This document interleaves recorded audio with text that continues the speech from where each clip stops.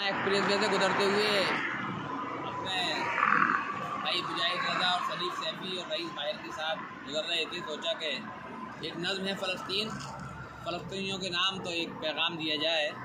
एक नज़्म है कि ख़बर नहीं है तुम्हें।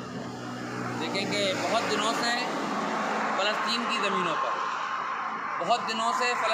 ज़मीनों पर लहू में लिथड़े हुए जिस्म सर्द होने तक फ़लक की समत निगाहें उठाए रहते हैं।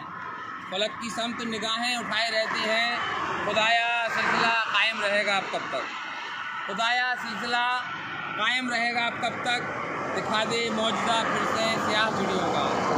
दिखा दे मौजूदा फिर से चिड़ियों का। मेरी दुआ है क़यामत से क़ब्ल हर ज़ालिम खुद अपने जुल्म की आतिश में घिर के रह जाए। यहूदियों को ये एहसास अब दिलाना है कि जुल्म बच्चों पे करते रहे अगर यूं ही तो एक दिन ये तबाही तुम्हारे कदमों का हर एक निशान ज़माने से खुद मिटा देगी। तुम्हारे जुल्म की हर दास्तान जला